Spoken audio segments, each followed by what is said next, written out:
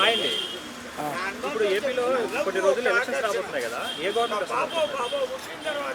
ఇప్పుడు అక్కడ ప్రజెంట్ జగన్కి అయితే అవకాశం లేదు.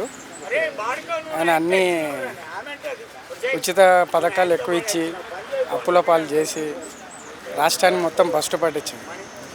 ఇప్పుడున్న పొజిషన్లో మాత్రం టీడీపీ జనసేన రెండు కలిసి గవర్నమెంట్ ఫామ్ చేశాయని టీడీపీ జనసేన ఇద్దరు కలిసి వెళ్తున్నారు కదా, దాని అవును. గురించి ఏమనుకుంటున్నారు మీరు?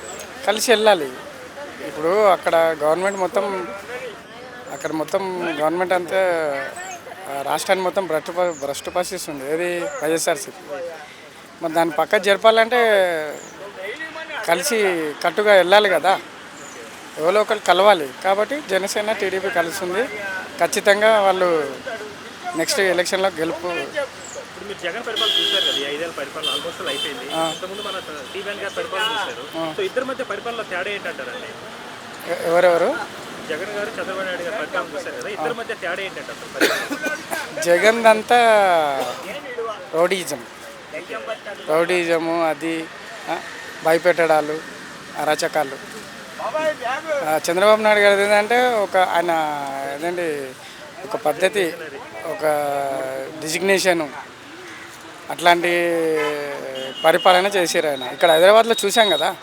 కానీ జగన్ గారు మాత్రం చంద్రబాబు నాయుడుకి వయసు అయిపోయింది, ఇంకా ఆయన ఇంట్లో కూర్చోబెట్టేద్దాం అంటున్నాడు కదా, రిటైర్మెంట్ తీసుకోమంటున్నాడు. అవును, ఇప్పుడు సీఎం చేసి నెక్స్ట్ తీసుకుంటారు. ఇప్పుడు నువ్వు భ్రష్టు పట్టించిన రాష్ట్రాన్ని దాన్ని సరిదిద్ది అప్పుడు రెస్ట్ తీసుకుంటాడు. సో అలాగే 2019లో వైసీపీకి 150 సీట్లు వచ్చాయి కదా, ఈసారి ఎన్ని రాబోతున్నాయి?